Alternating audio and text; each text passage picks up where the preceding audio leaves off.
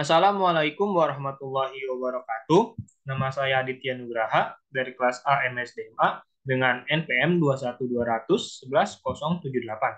Pada kesempatan kali ini, saya akan menjelaskan tentang langkah-langkah dan hasil analisis berdasarkan kuesioner yang telah saya buat serta perhitungan SPSS untuk menyelesaikan ujian akhir semester mata kuliah Statistika Terapan dengan dosen pengampu Ibu Dian Indriani.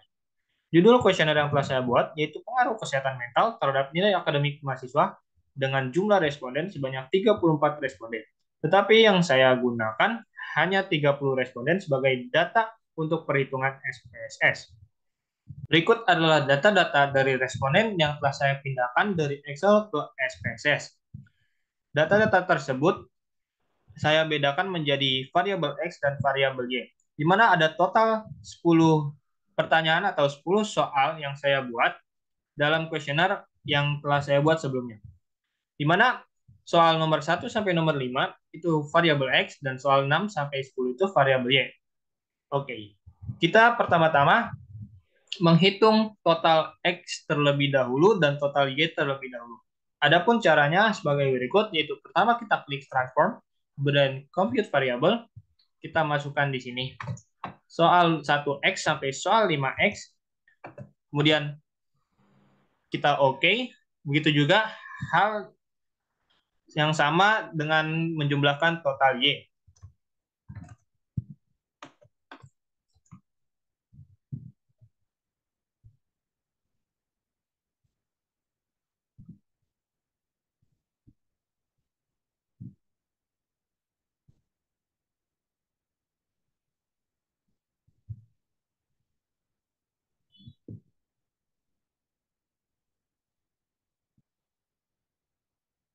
Setelah menjumlahkan variabel X dan variabel Y, langkah selanjutnya yaitu melakukan uji validitas.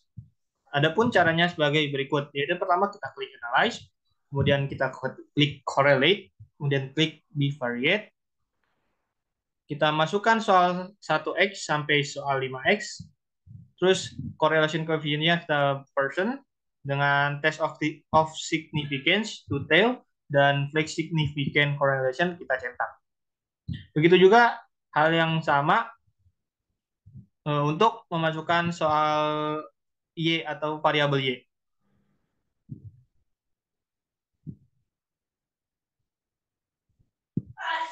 Setelah didapatkan hasil berikut, maka bisa kita lakukan analisis dengan memindahkan data tersebut ke dalam Word.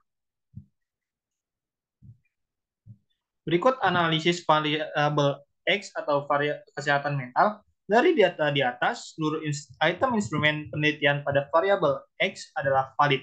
Hal ini dapat ditunjukkan oleh nilai Pearson correlation R hitung setiap item lebih besar dari nilai R tabel. Adapun nilai R table untuk N sama dengan 30, DF sama dengan 28, dan signifikan sama dengan 0,05 adalah 0,361007. Penentuan indikator yang valid dan tidak valid dapat juga dilakukan dengan cara melihat indikator nilai signifikan. Jika indikator nilai signifikan lebih kecil dari 0,05, maka dinyatakan valid. Dan jika indikator nilai signifikan lebih besar dari 0,05, maka dinyatakan tidak valid. Begitu juga hal yang sama dilakukan di variabel Y atau nilai akademik mahasiswa. Setelah melakukan uji validitas, langkah selanjutnya adalah melakukan uji reliabilitas. Berdasarkan data yang saya buat, itu semua datanya valid. Jadi kita memasukkan semua soal variabel X dan soal variabel Y untuk kita lakukan uji reliable. Adapun caranya yaitu sebagai berikut. Kita klik analyze, kemudian scale, kemudian reliability analysis. Kita masukkan soal variabel X dan variabel Y kecuali total X dan total Y.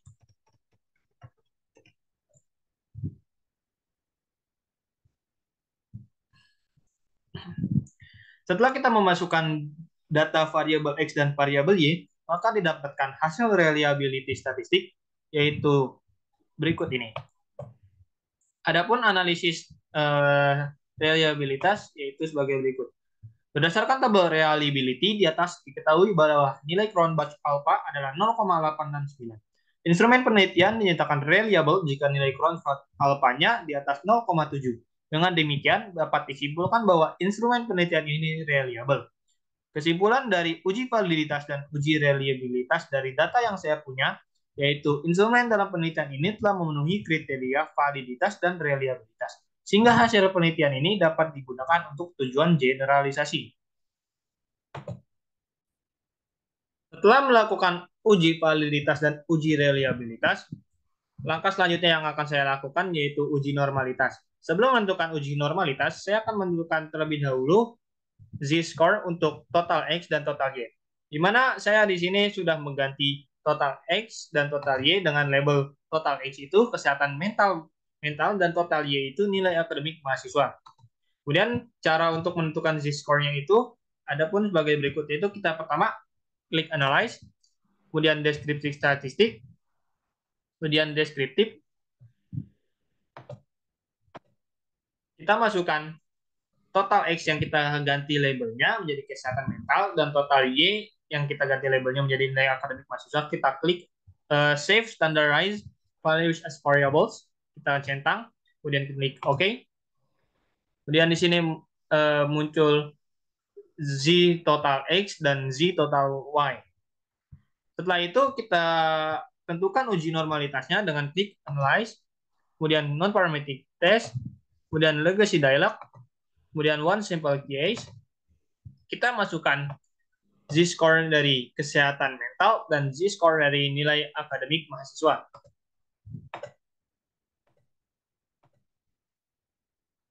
Tes distribution-nya kita memakai normal. Setelah didapatkan hasil dari one sample Kolmogorov-Smirnov, adapun analisisnya yaitu sebagai berikut. Dari data di atas, data dikatakan normal apabila signifikansi di atas 0,05. Dilihat dari Azim Sig to Tail, nilainya 0,000 untuk variabel X dan 0,064 untuk variabel Y. Nilai Sig lebih besar dari 0,05, maka distribusi dari semua data dinyatakan telah memenuhi asumsi normalitas.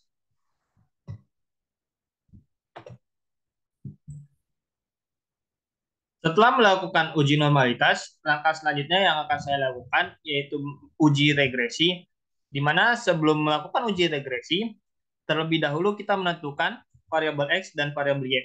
Di sini saya memakai variabel X itu kesehatan mental dan variabel Y itu nilai akademik mahasiswa. Adapun untuk menentukan uji regresi itu sebagai berikut, yaitu analyze, kita klik regression, kemudian klik linear. Kita masukkan kesehatan mental itu di independen, dan nilai akademik mahasiswa kita masukkan ke dependent. Kemudian setelah itu kita klik save, kita centang unstandardized, dan include the convenience matrix. Setelah kita melakukan save, kita klik OK. Kita klik OK. Adapun nilai pengaruh atau regresinya yaitu analisisnya sebagai berikut. Analisis dari nilai pengaruh kesehatan mental dan nilai akademik mahasiswa yaitu nilai S-score adalah 0,562. Nilai ini menunjukkan bahwa pengaruh variabel kesehatan mental terhadap nilai akademik mahasiswa adalah sebesar 56,2%, sedangkan sisanya 43,8% nilai akademik mahasiswa dipengaruhi oleh variabel lain. Langkah terakhir yang akan saya lakukan yaitu uji hipotesis, di mana terdapat H0 yaitu tidak ada pengaruh kesehatan mental terhadap nilai akademik mahasiswa, dan HK terdapat pengaruh kesehatan mental terhadap nilai akademik mahasiswa.